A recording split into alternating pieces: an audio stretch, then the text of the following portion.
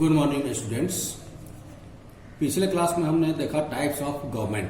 Types of government में हमने देखा कि तीन प्रकार के गवर्नमेंट होते हैं। एक monarchy, second democratic and third is dictatorship. ये हमने पिछले क्लास में पढ़ा और ऐसा है कि सबको ये पता चल गया होगा कि किस प्रकार की गवर्नमेंट होती है और उसमें से जो हमारे देश में लागू है वो कौन सी है, डेमोक्रेटिक गवर्नमेंट। आज हम स्टेट गवर्नमेंट के बारे में जानेंगे। तो एक होता है यूनियन गवर्नमेंट जो कि केंद्र स्तर पे होता है और एक होता है स्टेट गवर्नमेंट जो कि राज्य के स्तर पे, राज्य के लेवल पे, स्टेट लेवल पे गवर्नमेंट होता है। तो हम पहले स्टेट गवर्नमेंट के बारे में जानेंगे जो कि स्टेट लेवल पे होता है। Our country is a union of states, means जो ये हमारा देश है वो एक राज्यों का संघ है, यानी इसमें इस देश में कई सारे राज्य मिलकर के एक संघ का निर्माण किए हैं। इसलिए हम कहते हैं कि जो हमारा देश है, भारत देश है, वो एक राज्यों का संघ है। We have government at the national level and as well state level. हमारी जो गवर्नमेंट है एक नेशनल लेवल यानी राष्ट्रीय स्तर पे एक गवर्नमेंट होती है, सरकार होती है, और ठीक उसी तरह से राज्य स्तर पे भी एक सरकार होती है। जो नेशनल लेवल की गवर्नमेंट होती है वो पूरे देश के लिए कानून बनाती है और जो राज्य के स्तर पे गवर्नमेंट होती है, जो स्टेट लेवल की गवर्नमेंट होती है, स्टेट गवर्नमेंट होती है, वो केवल राज्य के अंतर्गत उसका लॉ लागू किया जाता है। द गवर्नमेंट एट इस level works through three main organs. जो गवर्नमेंट है उसके तीन अंग हैं, तीन रूपों में वो काम करती है। किस किस तरह से? ये लेजिस्लेचर यानी विधायी कार्यों से संबंधित, जो विधायिका के कार्य हैं, विधायी कार्य है उससे संबंधित मीन्स रूल्स को बनाना, रूल्स के बारे में डिस्कस करना, लेजिस्लेचर में डिस्कशन करना। तो लेजिस्लेचर का काम क्या होता है? Which makes laws, means legislature में लॉज का निर्माण किया जाता है। नेक्स्ट आता है एन एग्जीक्यूटिव यानी कार्यपालिका, which gives effect to the laws, जो कि जो विधायिका के द्वारा कानून को बनाया जाता है उसको लागू करवाने का काम एग्जीक्यूटिव का होता है। And A judiciary which interprets the law. Okay. और नेक्स्ट थर्ड जो होता है वो जुडिशियरी होती है यानी न्यायपालिका होती है, जिसका कार्य होता है जो भी कानून है उसकी व्याख्या करना कि कानून कहां तक न्याय संगत है। अब हम आते हैं स्टेट लेजिस्लेचर के बारे में, जो राज्य की विधायिका होती है उसके बारे में।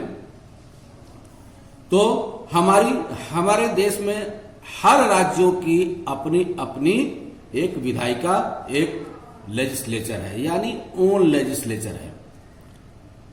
और ये लेजिस्लेचर कैसे बनता है, विधायिका कैसे बनती है, विधानसभा कैसे बनता है, का निर्माण कैसे होता है, विधायिका का निर्माण कैसे होता है? Consist of the governor of the state and Vidhan Sabha. तो विधायिका का निर्माण गवर्नर, उस राज्य के गवर्नर यानी राज्यपाल, और उस राज्य की विधानसभा जिसको कि स्टेट लेजिस्लेटिव असेंबली भी कहा जाता है, SLA, state legislative assembly means राज्य विधानसभा, राज्य की विधानसभा। तो विधानसभा और गवर्नर के मिलने से राज्य की विधायिका का निर्माण होता है। Some states have two houses, the upper house called Vidhan Parishad means legislative council and lower house called Vidhan Sabha means legislative assembly. कुछ राज्यों में क्या है कि वहां पे दो हाउसेज है, दो सभा है। एक को विधान परिषद या लेजिस्लेटिव काउंसिल कहते हैं जिसको कि ऊपरी सदन भी कहते हैं, और दूसरे को निम्न सदन यानी विधानसभा या लेजिस्लेटिव असेंबली कहा जाता है। अब हम देखेंगे विधानसभा या लेजिस्लेटिव असेंबली, ये क्या होता है, यहां पे कैसे इसका निर्माण क्या होता है, कैसे कंपोजिशन है। कंपोजिशन में हम देखेंगे can have at the most 500 members called MLAs, maximum Vidhan Sabha में 500 मेंबर्स हो सकते हैं, जिसको कि हम लोग एमएलए यानी मेंबर ऑफ लेजिस्लेटिव असेंबली के नाम से जानते हैं, जिसको कि हम लोग बोलचाल की भाषा में कहते हैं विधायक। MLA directly elected by the people of the state, और एमएलए का चुनाव प्रत्यक्ष रूप से डायरेक्टली जनता के, उस राज्य की जनता के द्वारा किया जाता है। कैसे?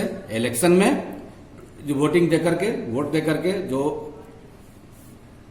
18 ईयर प्लस के वोटर्स हैं वो वोट देते हैं, वोट देकर के अपने एमएलए का चुनाव करते हैं, यानी मेंबर्स ऑफ लेजिस्लेटिव असेंबली का चुनाव करते हैं। For this purpose of elections state divided in assembly constituencies, और इन मेंबर्स को चुनने के लिए पूरे राज्य को कंस्टिट्यूएंसी में, असेंबली कंस्टिट्यूएंसी में यानी विधानसभा क्षेत्र में बांटा गया है, क्योंकि पूरे राज्य का इलेक्शन करवाना संभव नहीं होता है, इसलिए उसको छोटे छोटे पार्ट्स में बांट दिया गया है, जिसको कि हम लोग असेंबली कंस्टिट्यूएंसी या विधानसभा क्षेत्र कहते हैं। The higher the population of the state the larger is the number of constituencies in the state. Each constituency elects one representative means MLA. जिस राज्य की जनसंख्या अधिक होगी वहां की नंबर ऑफ कंस्टिट्यूएंसीज भी अधिक होगी, यानी जिस राज्य की जनसंख्या मैक्सिमम होगी उस राज्य की जो नंबर ऑफ कंस्टिट्यूएंसीज होगी, नंबर ऑफ विधानसभा होगा वो अधिक होगा, और जिस राज्य की जनसंख्या कम होगी उस राज्य में विधानसभा क्षेत्र की संख्या कम होगी। और हर एक कंस्टिट्यूएंसी से एक रिप्रेजेंटेटिव यानी एक प्रतिनिधि का चुनाव होगा, जिसको कि हम लोग एमएलए या मेंबर ऑफ लेजिस्लेटिव असेंबली के नाम से जानते हैं। जनसंख्या के आधार पर यूपी हमारा सबसे बड़ा क्षेत्र राज्य है, जहां की सबसे अधिक कंस्टिट्यूएंसी है। वहां की एमएलए की संख्या या असेंबली कंस्टिट्यूएंसी की संख्या 404 है, 404 है, इसलिए पूरे भारत में सबसे अधिक विधानसभा क्षेत्र उत्तर प्रदेश में है। कितना? 404। और सिक्किम जो कि एक छोटा राज्य है, वहां सबसे कम, छोटा राज्य है, बहुत कम जनसंख्या, वहां की सबसे कम जनसंख्या वाला राज्य सिक्किम है, जहां की विधानसभा के सदस्यों की संख्या केवल 32 है। ओके, इस प्रकार से हम देखते हैं कि जनसंख्या के आधार पर ही भी असेंबली कंस्टिट्यूएंसी यानी विधानसभा क्षेत्र का निर्माण किया जाता है। नेक्स्ट आता है कि विधानसभा है, तो विधानसभा का संचालन करने के लिए कोई भी प्रिजाइडिंग ऑफिसर या किसी भी पदाधिकारी का होना आवश्यक है, तो उसके लिए प्रिजाइडिंग ऑफिसर का चुनाव किया जाता है। तो प्रिजाइडिंग ऑफिसर का चुनाव कौन करता है? ये जो एमएलए, जो विधायक या मेंबर ऑफ लेजिस्लेटिव असेंबली जनता के द्वारा चुन करके जाते हैं, वे लोग अपने ही अंदर से एक स्पीकर और एक डिप्टी स्पीकर का चुनाव करते हैं, इलेक्शन करते हैं। ठीक है, एक स्पीकर का चुनाव करेंगे और एक डिप्टी स्पीकर का चुनाव करेंगे, और ये कहां से होगा? विद इन एमएलए, जो भी एमएलए चुन करके गए हैं उनके अंदर से ही इनका चुनाव होगा। The speaker presides over the meetings of house. जो स्पीकर होगा उसको अध्यक्ष भी कहते हैं, विधानसभा अध्यक्ष का नाम भी दिया जाता है। तो स्पीकर्स क्या करेंगे? स्पीकर्स का काम होगा कि जो भी मीटिंग होगी सदन के अंदर यानी विधानसभा के अंदर, उसका वो अध्यक्षता करेगा। और अगर कभी वोटिंग भी कराना हुआ, किसी भी लॉ पे, किसी भी मुद्दों पे कभी वोटिंग कराना हुआ, तो उस स्पीकर के आदेश से ही वोटिंग कराया जाएगा। और डिप्टी स्पीकर का क्या काम है?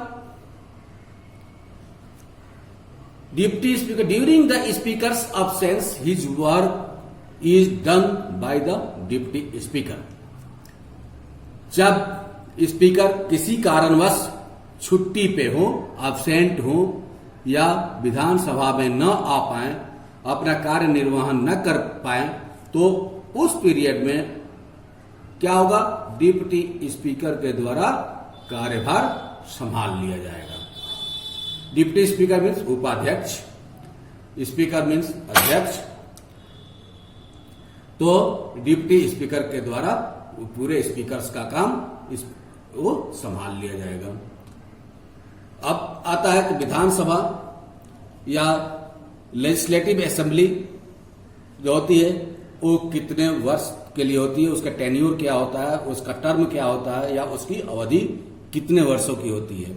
तो normal term of Vidhan Sabha is 5 years। जो सामान्य रूप से जो टर्म होता है, जो अवधि होती है विधानसभा की या लेजिस्लेटिव असेंबली की, वो 5 years की होती है। But it may be dissolve earlier, लेकिन इसको पहले भी डिजॉल्व किया जा सकता है।